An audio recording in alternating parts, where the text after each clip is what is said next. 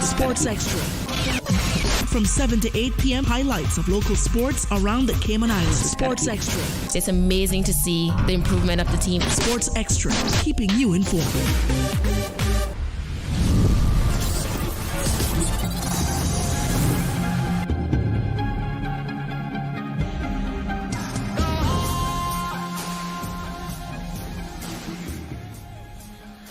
All right, good evening. I'm DIONNE ANGLIN and welcome to Sports Extra. I hope everyone is doing well.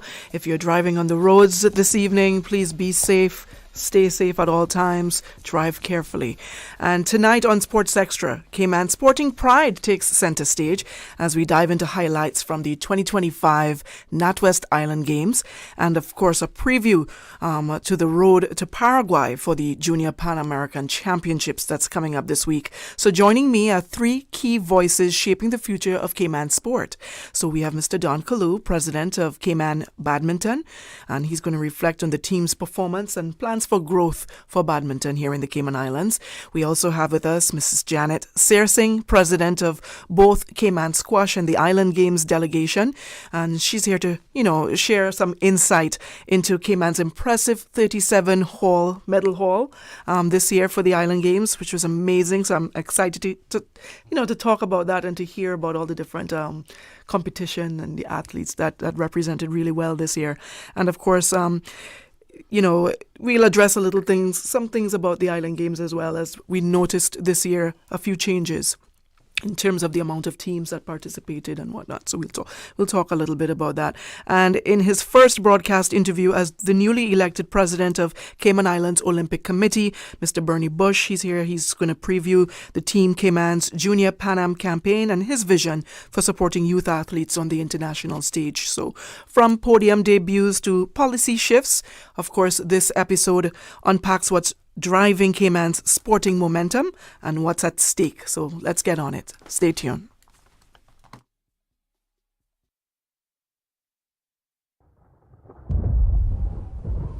Radio Cayman, your number one community station, would like to remind you that we are in the hurricane season, and in order to survive a hurricane, you need to be prepared. If officials' sources say a hurricane is imminent, please board up or shutter up windows in your home or place of business. Remember to use good lumber, as makeshift boarding may actually cause more damage.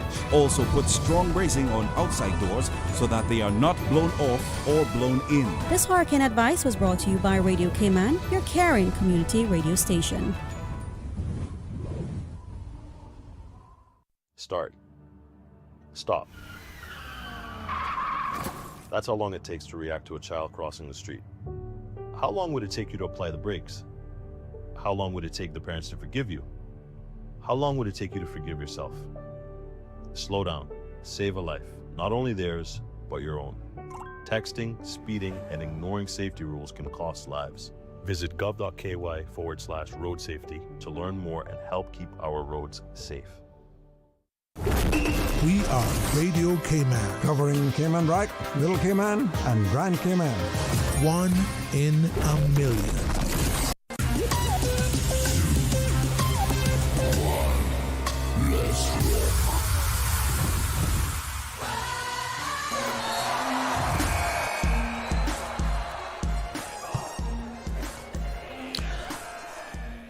All right.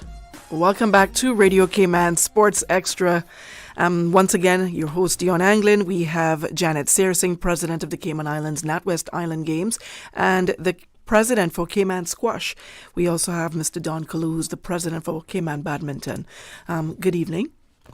Good evening to you, DIONNE, and good evening to everyone out there in Radio Land. Yeah. How about you, Janet? How are you doing? I'm doing fine. It's been a while. Everyone, it certainly has been a while. Yeah, it's been a while since we've had you on this platform. I'm glad to have you. Thank you, Mr. Don, for bringing her out. You're welcome. So we had such a fantastic year this year for the Island Games, especially for the sport of gymnastics. But we're going to get into that. But that was the highlight for this year's Island Games, I believe. But Cayman finished 5th overall, right, at the Island Games. Am I correct? Yes, yeah? that is all correct. Right. Yeah. Awesome. How would you sum up the delegation's performance in Orkney this year? One word, awesome. Yeah. Yeah, it was just fantastic to see, the sports represented and how well they all perform. Swimming, squash, gymnastics, sailing, badminton, punching through, making it to the quarterfinals, and just all the athletes overall. So it was great. Awesome. And we had a medal haul of 37. What do you think contributed most to Cayman's record-breaking medal haul? I think, if you look at sports overall, a lot of the focus sports, you're seeing that stride and improvement through competition of all the sports. So, swimming have been doing very well, and they're making great strides. And we had 16 medals from swimming, and also squash. They've done quite well over the years in various competition, and 7 medals there. Gymnastics, they did a phenomenal job, and they came through with their 13 medals. And sailing won 1 medal. The last time they medaled was in 2013 in Bermuda. Right. Yes, and it was great. And the sailor, he was in the Will Jackson. Will Jackson, he was in the second position for quite a while there. And on the last day, the wind wasn't as favorable, and he struggled and pulled through, and he clipped the bronze medal. So, that was just awesome for him. That's amazing. Yeah. And very rare we get the chance to see sports like sailing on the go, right? We usually look out for the football, the basketball, the volleyball, the tennis. But sailing is on the sea, right? They're usually further out from everyone else as well. So yes. It's sort of difficult to go out there and support them, and they're so far away. So it's really nice to see Will brought home a bronze medal for Cayman. That was really nice. As president of Cayman Squash, how did the teams, you said 7 medals, 5 goals, reflect your long-term development efforts? Yes, and we were quite one of the strongest teams there. The competition, it was quite competitive. Yes. And, looking at all the teams that were there, most of them had 1 or 2 players that still play on the professional circuit. So it wasn't an easy feat at all. Right, It was so the squash and the quality of the squash was very good. It was a lot of squash in a short period of time. Yes, so it was. Yeah, so by the time I lost track. By the time the last day came around, they're like, we're squashed out, we're tired. But it was great. It was amazing. It was amazing. And Mr. Kalu, although badminton did not medal this year, what positives did you take from the team's performance? Yes, Dion, thank you. Well, we were just happy to be part of the contingent. We're really new to this. This was our second attempt. So I remember when you guys went. It was exactly. Was the games before Guernsey? In Guernsey. Nice. That was the previous games. And so we were just happy to be there again. We have huge challenges, of course. Even weeks ago, we weren't sure we could actually make a team or even make up the numbers that is necessary to be qualified. Right. So eventually we did that. I think you need a minimum of 5 players to qualify, and we got 6. Okay, nice. 3 males and 3 females. And yes, we didn't return with any hardware, but I think the expectation is we really need to be doing this. Yes, more. Gaining more experience, having the support of the Cayman Islands, having younger players for the future. And so we made it to the quarterfinals. It's very historic. Good. Yeah, yes. Never in the history of Cayman have any badminton team made it to the quarterfinals. And we're hoping to build on this going forward. Awesome. How did the athletes respond to the competition in Orkney? Well, for our younger players, it's nerve-wracking, of course. We've seen players there. One player in the previous game was so nervous he was unable to feel his feet. Can you imagine that? Yeah, wow. Oh, I've been there. Right. It's not easy to perform your best, especially in front of spectators. Right. And so this is why the Island Games is so important, because young Caymanians can gather the experience they need to say for even stronger events such as Olympics or Commonwealth, Yes. Pan Am. And, we're happy to be there. I think I didn't expect we would make it to the quarterfinals, but once we were involved, Yes. I was getting really excited. I'm like, we're going to be medaling.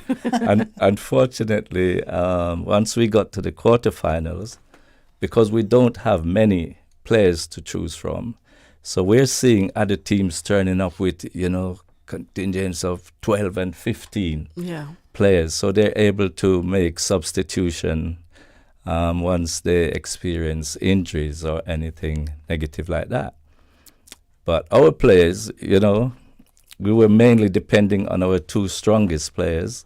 Who were your two strongest? Who were our Garen Palmer and Anthony McNee. Okay. So once they got injured within the quarterfinals, competing, trying to get into the semifinals, it was hands and head like, oh no, maybe I got you. maybe we've bottomed out now. But we're looking forward to the next Highland Games.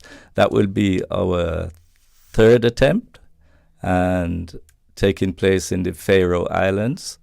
And we're hoping we could garner some support, and we could turn up in Faroe Islands stronger and more organized.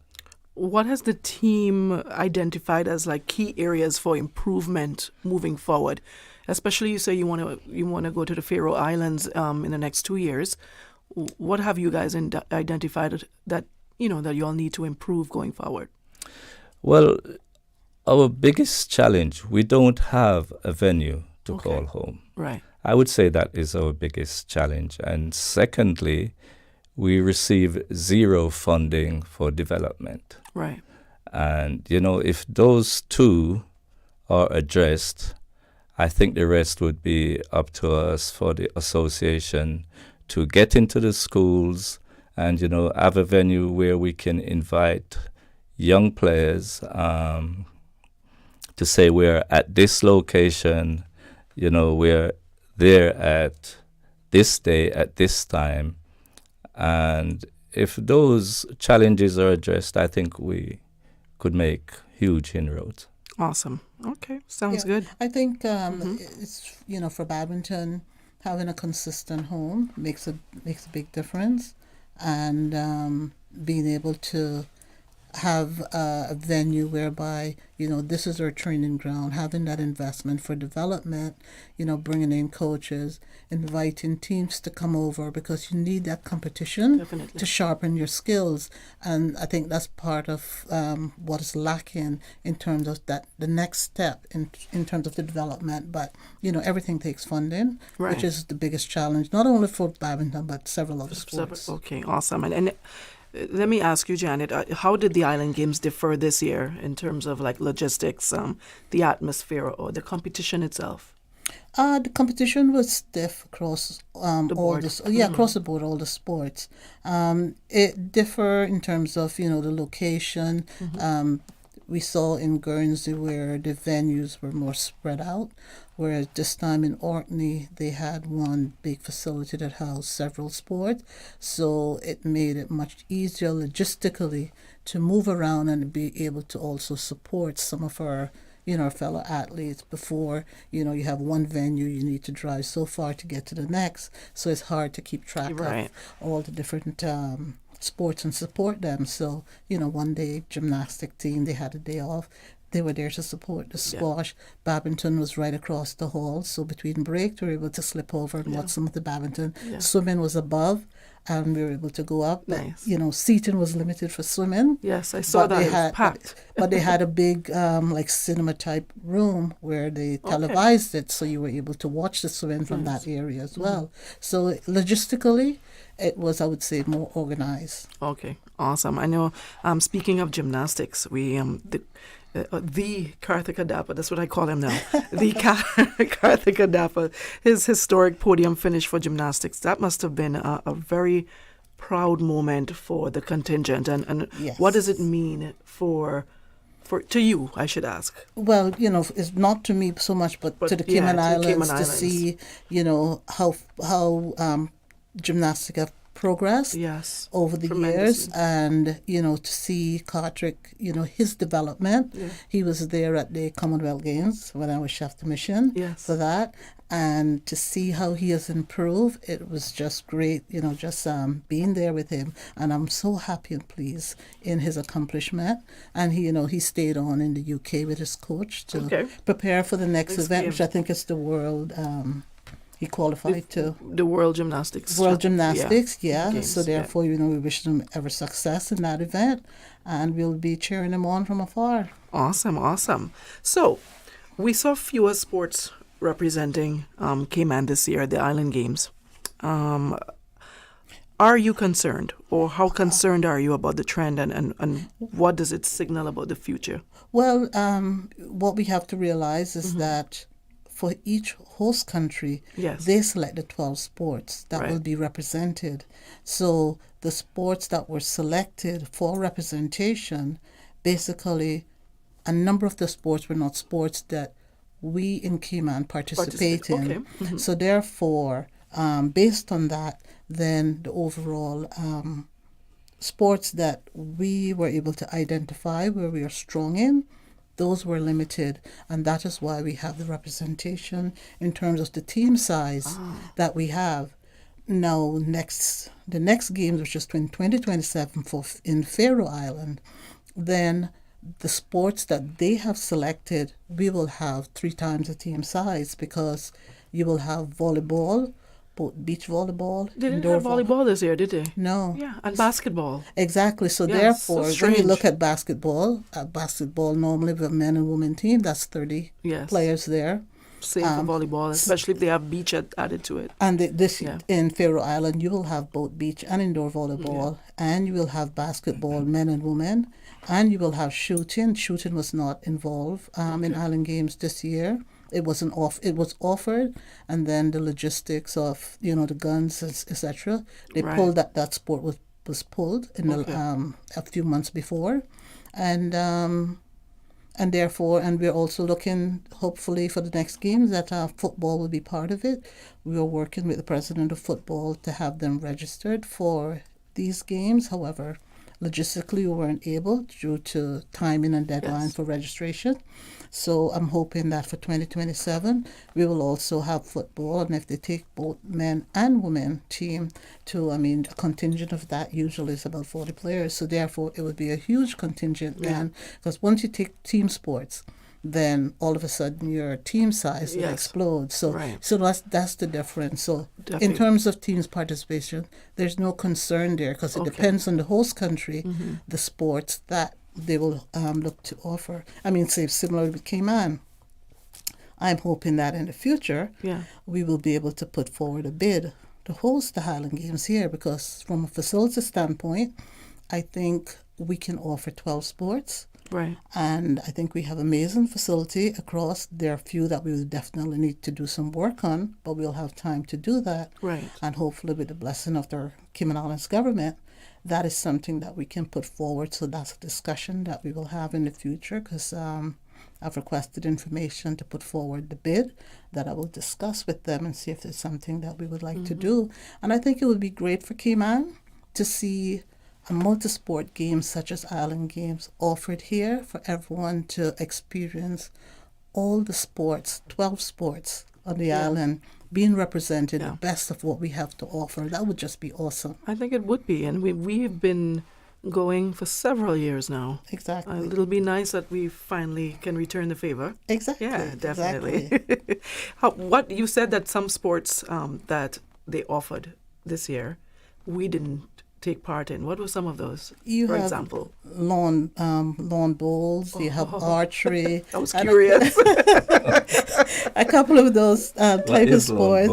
Yeah, exactly. So I guess it's safe to say they wanted to try something different this year than the usual. No, those are usually offered But I think the biggest challenge for Orkney was the accommodation. Okay, So gotcha. therefore, they did not select many team type sports to host because they were limited in terms of their accommodation. So they basically selected sports that they were good at and would reduce the overall contingent size from the respective countries. Awesome. And moving a little to squash, what's the next step for Cayman squash following that magnificent performance at the Island Games? The next championships will be in Brazil towards the end of August here. Yes. And that would be the qualifying event for CAC. We also had CASA here the week before. Yes, Island. Junior CASA. The Junior CASA Championships. That was pretty huge. How did Cayman do overall? Overall, we came 5th. Okay. Yeah. So, I mean, for a junior team, it's a young team. Yes. We're developing. Oh, I saw some tiny ones competing. It was so amusing. Yes, you guys have got to, when Cayman, when we're actually hosting these tournaments, it would be so nice if the community would come out and support more, especially when it's a junior division. So it was so amazing, and I use the word amusing to see like the 9-year-olds, 9 and 12-year-olds competing. Yeah. That's so cute to see them at that level, and it's so good to get them started at that level as well, so they have that experience from so young. Exactly, and to see them graduate up. I saw some of the under 19, and it's just amazing to see how their game have grown. And I'm like, I remember seeing you play at the under 9 event. Yeah. And now look at you, you're playing under 19. And so what was also amazing as well was seeing a junior CASA champion, Julian Jervis, former champion, right? He's for the junior division. Have him as a coach this year, coaching the younger ones. I thought it was amazing. And they looked up to him, they respected him, they listened. Julian is an awesome motivator. Yes, and he is. He motivates the young one. He's excited about it, and he's excited about their development as well, which is good. And we also have Cameron, who's also one of our junior coaches. He has moved on to be the manager of the squash club. Yes. But nice. he has been coaching the juniors for the last few years as part of CINSA. So it's just great to see 2 of our national athletes now giving back and now coaches to the junior national team. Awesome. All right. So, Mr. Kalu, is there anything you would like to share with us about badminton? Are there any local leagues going on right now? Yes, indeed. Thank you for the opportunity. Yes. So we have the annual Cayman Islands Badminton Championship. That will be taking place on October 25th. Okay. And we're open, all Caymanians, maybe even visitors happen to be here, could turn up, take part, and challenge us to see who can be champion of these islands. At this stage, I would like to have a little shout out to the principal of Clifton Hunter School. Yes. This is the only place that we can have access at times. Ironically, we were allocated a spot in the John Gray High School. Right. And I can tell you now, I've said it before, there are no badminton lines within that hall, so I don't know. Okay. I don't know where. So that's something you need to discuss with the principal there or someone in the education department about getting some badminton lines in there. Well, I can assure you I've been making these calls. Okay. And well, hopefully that comes through, because badminton is a fun sport. It's of course. Really, really fun. It's a very good sport. And as Janet mentioned about the Cayman Islands hosting an island game sometime in the future, that would be interesting. And all the other islands, we could have them traveling to the Caribbean for a change. I mean, we had to catch like 5 airlines to get there. Yes. Because these competitions are normally held in Europe. Yes. And, it'd also be great to see how the local community react. I mean, we're in Orkney, and I think there are approximately 23,000. Right. And at one stage, it felt as all 23,000 were on We're the there. street supporting So that would be interesting. Yeah, the opening ceremony was beautiful. It was beautiful. It, yes, We yes. look forward to that. I also want to congratulate Janet. I've done it personally. I do it on air as well. How would we manage without her? She's involved in island games, Olympic committee, squash. And so, we're very grateful for your service. She was a host of information when I first started to revamp badminton. So she's a woman that wears many hats. And you were also very helpful at the Island Games with me when I needed my audio and my sound, and she was on point. Listen, I got confused with the different time zones, so I might have been waking her up several times. Yeah, I'm just passionate about sports and about development of sport in the Cayman Islands. For me, they asked, why are you involved in so many things? I'm like, I just enjoy sports. I want to see I believe in our youngsters, and I just want to see sports thrive and grow in the Cayman Islands. So for me, whatever I can do to make that happen, I'm always available, and I'm always the first to volunteer, put my hands up and say, hey, if you need help, reach out. Janet will be there to help, because as long as it relates to sports, I am all for it. Awesome. It would be remiss of me not to ask, what would you like to say to those who say that the Island Games is a dead-end sport, meaning that there's no competition from there, like how you have the Junior Pan Am Games, you go on to World Games, you go on to Commonwealth Games, and then the Olympics, which is the ultimate. So, well, I look at Island Games as one of those developmental type of event, right? It bridged the gap between your regional, local event and your aspiration to be able to play at one of the Pan Am, Commonwealth, or the Olympic. So therefore, it's one of those mid-tier event that help to give that experience and exposure to the young athletes who want to go on to multi-game sport. It helps to build their confidence and to get that experience, and therefore it gives them that extra sort of focus and push to move on to the next level. It's like, I can medal here. I can perform and compete with top players as well. A lot of time you'll find professional players who are no longer on the professional circuit competing at the Island Games. So therefore, the competition is quite stiff, and you're getting that push. And it's very different competing at the Island Games versus competing in our region, right? That side of the world, the sport is taken to a totally different level. Oh yes, definitely. They take sports. I find in Europe, they take the sports like real seriously, sort of thing. Even though it's meant to be the friendly games, it's quite competitive. And while being friendly at the same time, it's quite competitive once you step on court or once you step on the field. And, it gives that extra diversity to our young athletes in terms of their development. So therefore, it's not meant to be, this is the next game, or this is what you're moving on to, but it's meant to be that stepping stone to the next level of competition. Awesome. Mr. Don, you wanted to say something before? Yes, just to respond to that question you posed to Janet, I would like to say, prior to going to the first Island Games, I heard these sort of comments, the level of competition and so.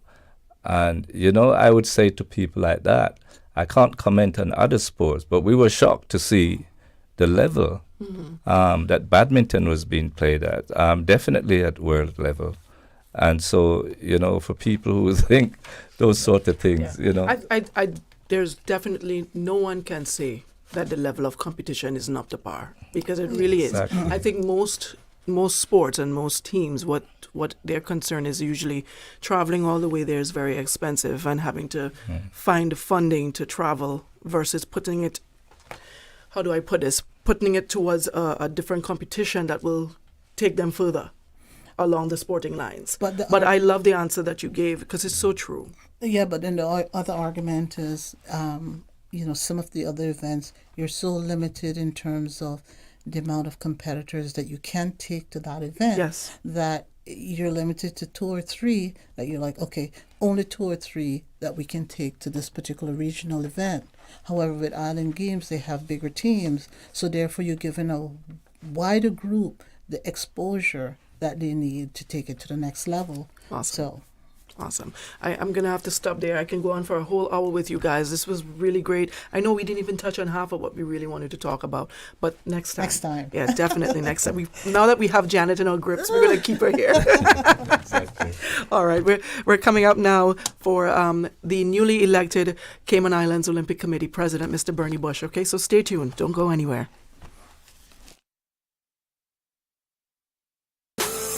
Whether your group works in an office, a hotel, a hospital, or even on the beach, no matter where your group works or what it does, BAF has a health insurance plan for you. You can always count on BAF for affordable, flexible group and individual health insurance plans with professional, friendly customer service. Call them at 949-5089.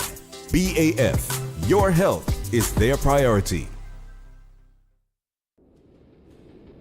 This hurricane preparedness and awareness message comes to you from the Lions Club of Tropical Gardens. If you are advised that a storm or hurricane is coming, trim the large trees in your garden and secure loose items around your yard. Even a Category 1 hurricane has strong winds and can turn branches, patio furniture, large garbage bins, or garden tools into dangerous projectiles. By cleaning up your yard and securing outdoor items, you're not just protecting your home, you're also safeguarding your neighbors. This has been a message from the Lions Club of Tropical Gardens. Accept the challenge.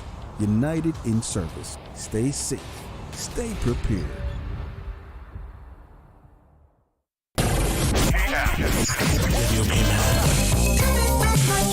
Biggest variety in the morning. Biggest variety. RC Fusion. Following the 10 a.m. news headline. Brought to you by TCE Paint Shop, 27 Godfrey Nixon Way. RC Fusion. And My Kinda Cleaners. Call or WhatsApp 326-3379 for your free quote today. Biggest variety in the morning. Radio Cayman. This summer, Cayman is growing something special. The Backyard Garden Program is here, bringing free grow boxes, seeds, and soil right to your doorstep. Whether you've got a backyard, a porch, or a balcony, any space can be a space to grow. Food security starts with your first plant. Apply today. Let's grow healthier, greener Cayman together. Visit gov.ky/PAHI or contact the Department of Agriculture to learn more. If they are talking about us, living in your head rent-free all this time, we must be relevant. Radio Cayman since 1976.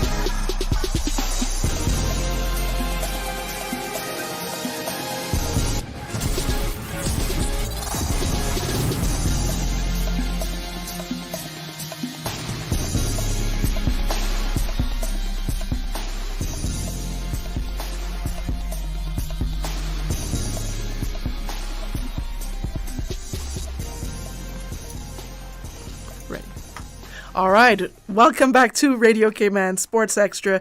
We have Mr. Bernie Bush in the studio. He's no stranger to us here at Radio Cayman, the former Minister of Sports, and he's now the Cayman Islands Olympic Committee President. Welcome. Which is a non-paying job, by the way. For some reason, people think we get paid for doing that. Well, we know how that goes. Yes. Yeah. But thank you for having us. Yes, no problem. How are you doing? I'm doing fine. Yeah. Doing fine. Giving God thanks and praises. Awesome. God is good. I'm waiting. God is good. I'm waiting to hear you. God is good all the time? All the time, yeah. That's what I'm waiting to hear. But if I said Allah is good, then you hear some noise in the country. No. Yeah, we go with God. So a contingent left. They're leaving this week. Yes. Not everyone left. So Correct. they're leaving this week to go to Paraguay for the Junior Pan American Games. Correct. Is this like the second or third edition that Cayman is competing in? I think this is the second Junior Pan American. Yeah, I think so too. Okay. And what is amazing about this team is that everyone qualified. Yes, amazing. No one was given. There's something called universality positions where Olympics, if a country doesn't have, they'll give you one space or two spaces Yes. for people, who are decent. Right. But every one of our athletes qualified in their own right. And to think about it, you have countries that have 700,000 people, 600,000, and they only got 2 qualified. Right. And here we are with 9 and 5, something like 14 qualified. Yes, definitely. It's unfair though, the universality thingy, because it only individual sports get that benefit. What has happened, I agree with you, and coming from 2 team sports myself, but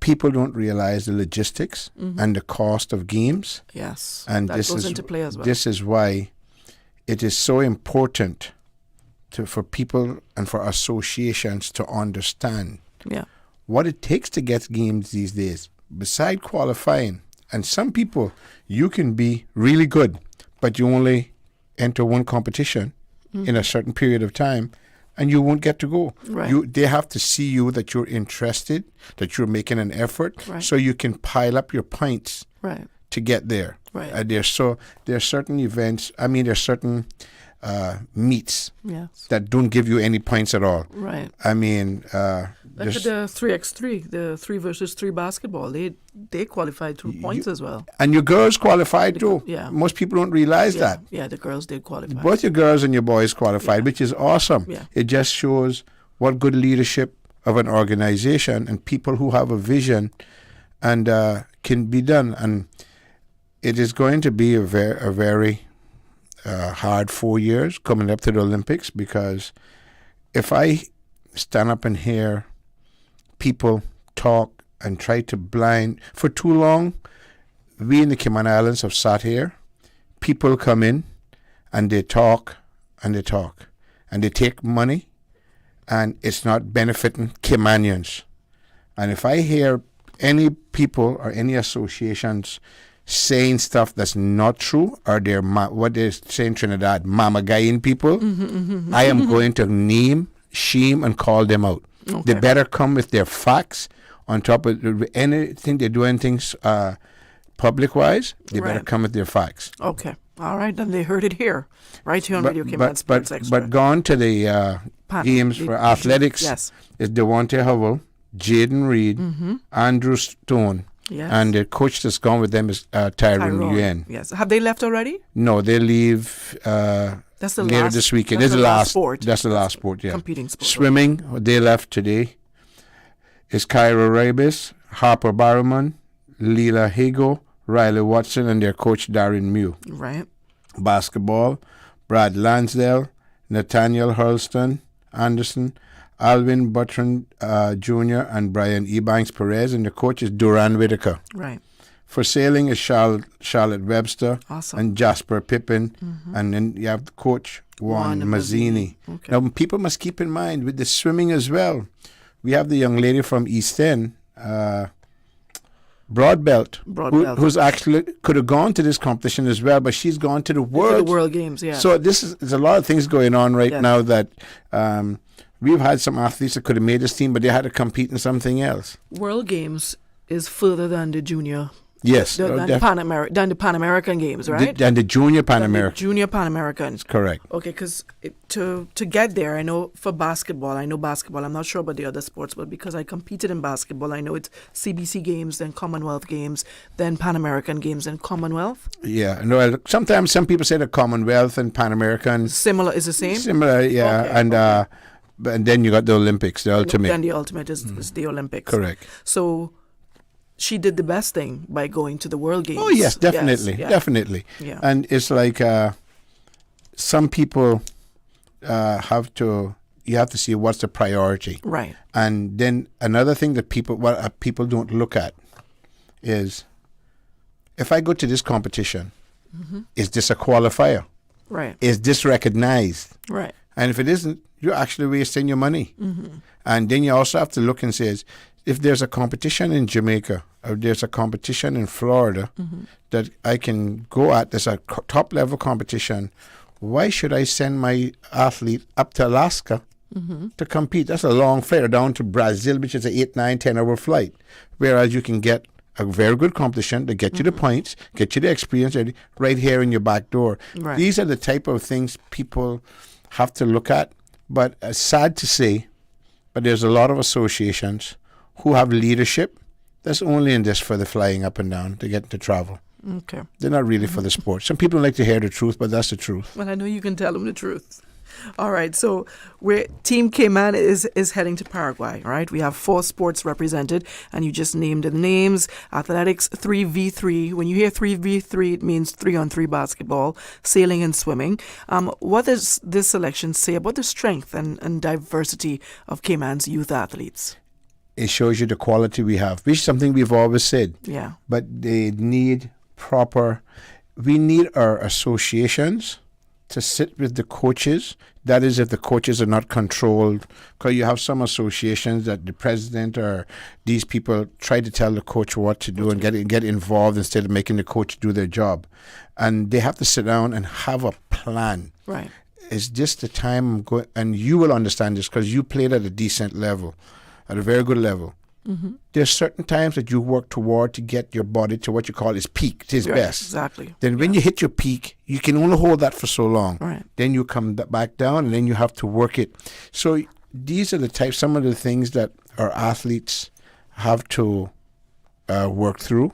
And then when you have an athlete who's in university on a scholarship, sometimes it's difficult to work around them because the universities don't really care about what the country does. No. All they want is so true. They want to worry about themselves because I'm giving you a scholarship. And money, yeah. And money, so I need you to play for me. I need you to make my school look and good. I need you to be healthy. Correct. When you come play for me, no injuries. Now, when you have a sensible coach, I mean, I remember talking to 1 or 2 coaches in the past when I was president of athletics, and I would say, these are the games. We would like them to attend these games because if they can medal, if they can show good, sponsors back home, government back home will see that we're going someplace, and they're like, okay, I will use that as part of my training. Right. And it like I was just about to say, it augurs well for your school as well. Correct. With them coming back home with a medal. But not every coach thinks that way, Dion. No. That's the bad part. And some of them have logistical reasons as well. And, they feel like if, for example, I remember young Andrew Stone couldn't compete in the Carifta Games because his school wouldn't let him out. Correct. They were afraid because he's already sort of injury prone. Correct. And he'd already won a double gold the year before. They didn't see the purpose of sending him again. Correct. To win another gold when they know he can do it. Correct. And risk the chances, of course, of him injuring himself, right? So that's how they see things as well. I can't blame them as well. No, you can't shoot them too much for it. You understand. I understand, know. But another thing with the team going down to Paraguay is what we're trying to make sure, and this just didn't start since I've become president or whatever. This was before. We have 2 young Caymanians, Dr. Christina Bramwell, who's the physiotherapist. She also went to Paris.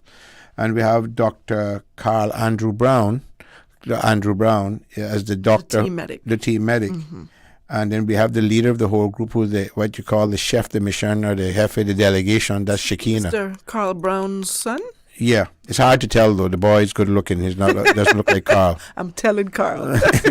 He's a good-looking young man. He doesn't look nothing like Carl.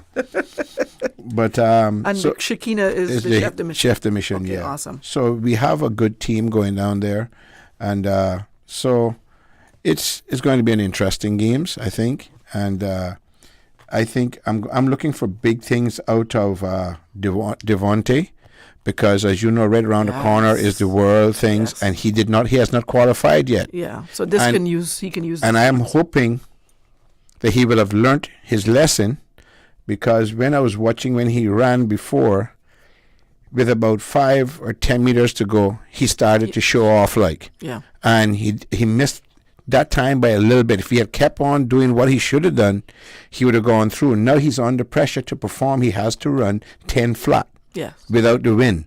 So, and I'm praying that he makes it, because he is a young talent. The government has spent money on him, and so has the athletics. And he's at a good university, and his parents have also invested a lot in him. So I'm hoping he qualifies. So when you have all that has been invested in you, I think you can only pray for the best. Yeah, most definitely. I know you started off by telling the listening public that you wanted to talk to them about the logistics, what goes into these games, right? And a lot of people don't know. So that's why you're here, to set the record straight. What have been some of the key logistical challenges in getting the delegation ready for Paraguay? And how has the CIOC supported these efforts?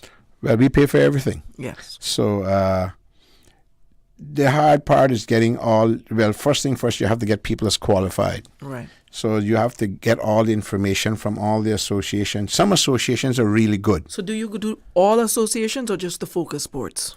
I do all. Once you're under the Olympic committee, once you're an Olympic sport, right? And we are responsible for Pan American, Commonwealth, the Olympics, CSC, and those things. Okay. So once you're under us, and you in those competitions, you're under us. We're responsible. Okay. And the logistics have not been easy.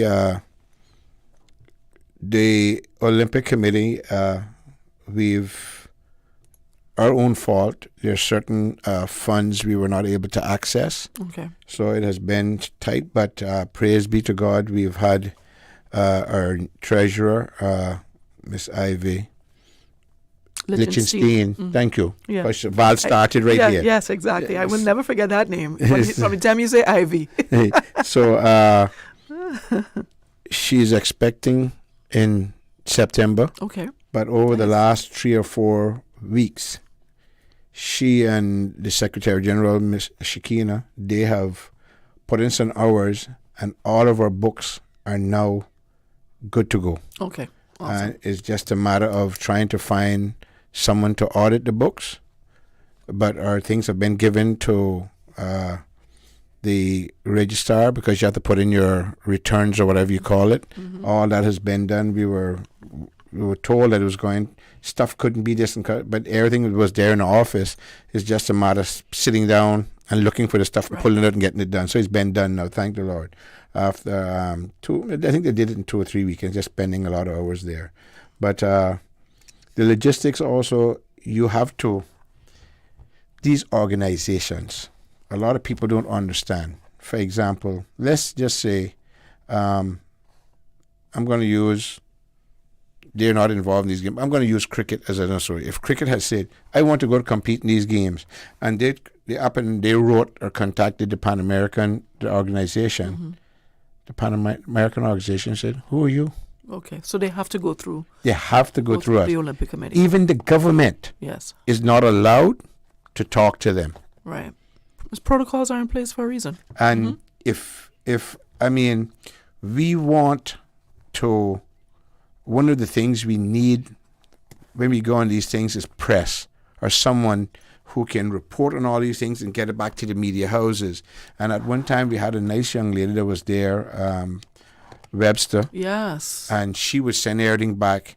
But then one time we had a problem with someone from the newspaper went, and their thing was to send it to the newspaper first, and then a day later send it to radio, came on, and that's not right. No, everybody should get it at once. At the same time, and this is the problem that we have when if a media house sends their representative, of course they want their money's worth. Yeah. So it's something that we're trying to work. We have to work carefully, and we have to get people credited. But then you can only deal with people who have sense, because if you tell them these are the rules, and then they obey the rules, is good. But if they go beyond those rules, they can get the whole country in trouble. Yeah. So these are the things that. Another thing with flights is. Another logistic before you get to flights, we're going to have to take a short break, and we'll be right back. So just hold that thought for me. All right, stay tuned. Hey, Bobo, TD, cousin, everybody. I hear Cayman Airways celebrating their 57th anniversary by giving us the gifts, about 10 of them. Because they got airfares on sale now for flights to every place they fly to next month through December. Look here, I go book my flights now to go Galawantan this month with Cayman Airways. I'll see you directly. Catch your seat on sale by August 11th. Other conditions apply. Book on CaymanAirways.com, our new mobile app, or call us on 949-2311. Cayman Airways, celebrating 57 years as your award-winning, uniquely Caymanian airline. Are you feeling overwhelmed, sad, stressed out, or suicidal and need support? Call 1-800-534-6463. K-Mind, Mental Health Helpline. It's okay to ask for help. K-Mind Mental Health Helpline, available from 6 p.m. to 11 p.m. Monday to Friday. It's free and confidential support and guidance on your emotional and psychological health. This is the People's Radio Station.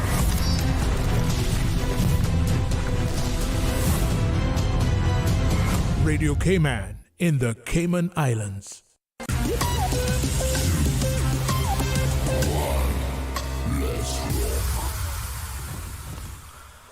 Alrighty, welcome back to Radio Cayman Sports Extra. We're here with Mr. Bernie Bush, Cayman Islands Olympic Committee President, and we're talking about the logistics and support for our athletes as they represent the Cayman Islands internationally. Mr. Bush, can you speak to the level of support these young athletes are receiving in terms of coaching, sports medicine? You mentioned a few good names, Mr. Brown and Christina Brown, and performance tracking. Yes, well.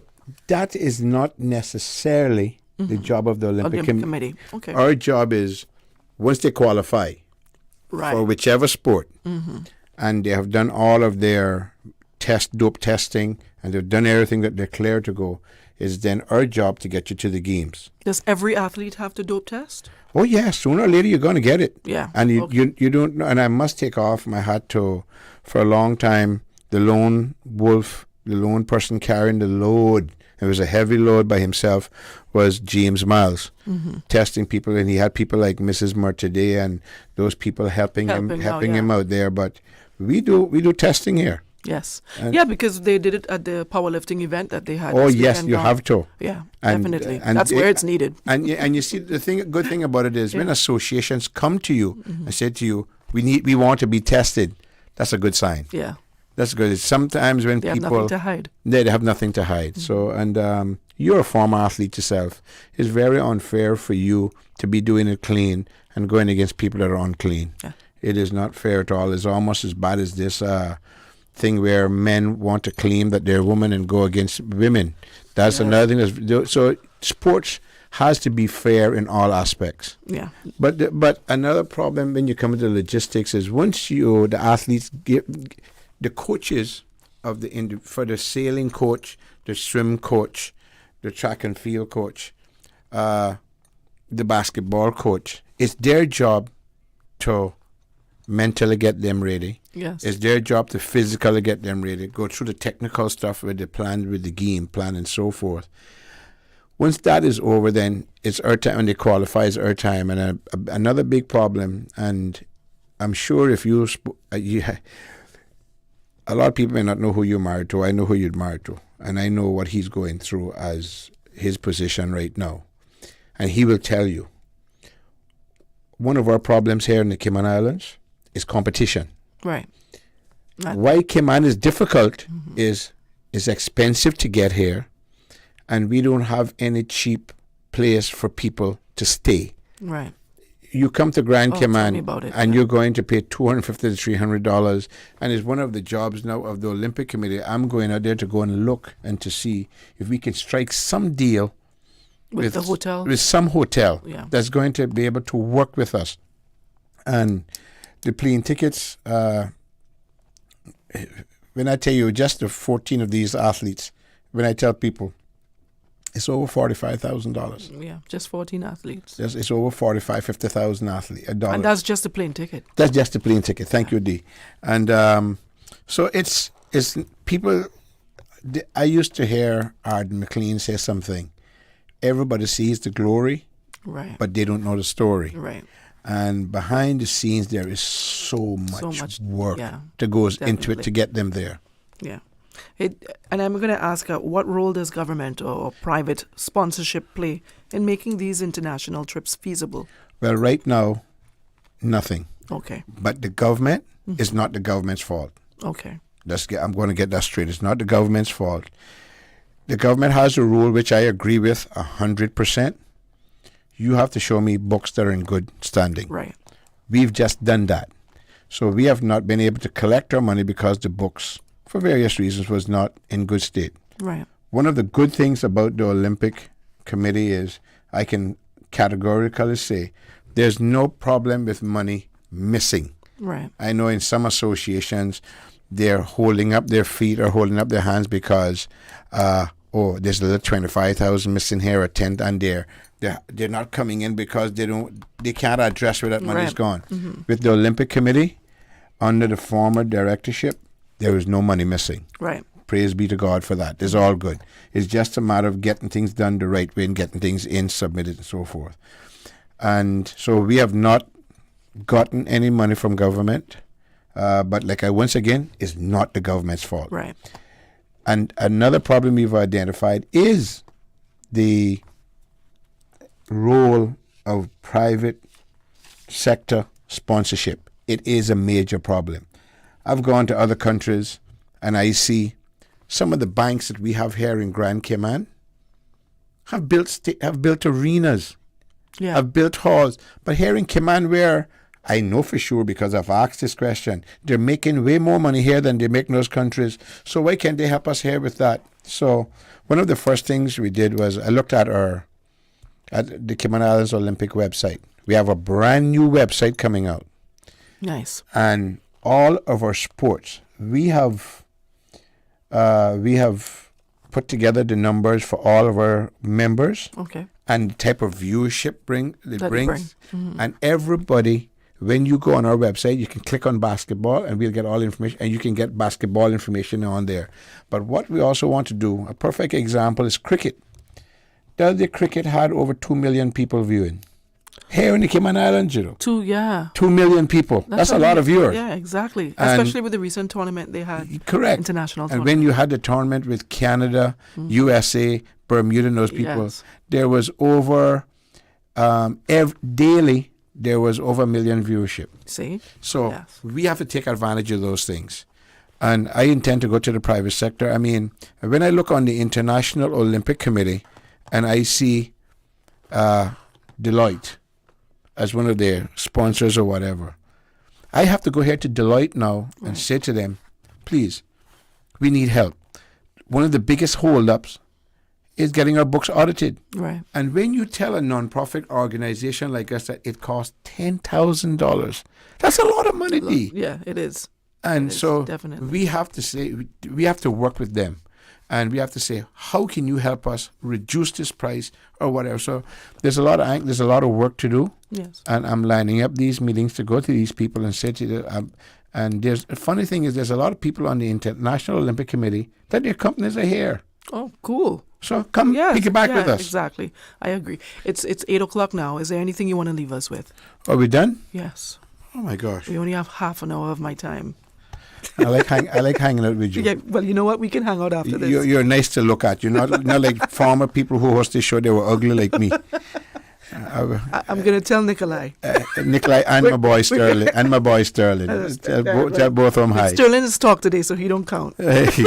But I want to say, people like you help us by doing things like this. Yes. We appreciate that. You're very welcome. And to the parents, please, when your child dreams, help them dream. Mm-hmm. To the associations, it is not about you all. It's not about the presidents and the secretary generals and stuff like that. It is about the athletes and it's about the sport. Please stop putting yourselves first. Put the athletes first. And to sponsors out there, please keep in mind, there's an old story that was given to me separately by two of Cayman prominent businessmen, Biggie Kent Rankin and Jimmy Powell. I asked both them separately why they put so much out of their pocket into the community. And they both said the same thing separate times. They said if you're living on top of a mountain and you're full and your stomach is full, but you got people around the mountaintop and they're hungry, they're going to come and steal from you. They're going to make your life miserable. Mm-hmm. There's affluence in this country. We need something to help our athletes. Sports is a vehicle to a better life. It's a vehicle to education, as you and I know. Yes. It's a vehicle to health. It is a vehicle to wellness. And it's a vehicle to lifetime friendships. Yes. You get to travel the world. You get to make friends. There's a young lady in Cayman right now, not through sports, but on the thing of sports. She helped one of the crown prince from Saudi Arabia in school. Oh, look at that. Yes, right here in Cayman. Yeah. And he worships the ground she walk on. Nice. Because he was struggling with his books. She helped him all the time. Yeah. These are the type of lifetime connections that you make. Definitely. During, most people don't realize is during COVID. Do you know one of the people that helped us get vaccines? It was Craig Merrin and the Cycling Association. Yeah. True connections with cycling. Ah, yes. Most people don't know that. Right. So we need everyone to help us paddle the ship. And to a lot of these young people who are starting to represent us, some of them are first-time Caymanians. And they're very proud of that. Yes. And we need to back them. And to people like you, Dee, once again, thank you very much. And we appreciate it. And anytime you want, give us advance notice. Myself or the Secretary General, and I think she's better to talk to than me. She's smarter than me. We come in and we'll gladly, because we look on this as how to educate the public on certain things. She said the same thing about you. She's like, you talk to him, he's smarter than me. No. You women are way better ahead of us. All right. Thank you so much for joining us. Appreciate you. That's a wrap of tonight's deep dive into Cayman's athletic journey, from Island Games glory to fresh momentum heading into Paraguay. So big thanks to Mr. Don Kalu, Janet Searsing, and of course, Mr. Bernie Bush for lending their insights and leadership. Their voices, of course, remind us that behind every medal, every match, and every mission, there's strategy, there's heart, and a vision for what's next. All right? So I'm DIONNE Anglin, and this has been your Sports Extra. Catch me next time. God bless. Sports Extra. From 7 to 8 p.m., highlights of local sports around the Cayman Islands. Sports Extra. It's amazing to see the improvement of the team. Sports Extra, keeping you informed.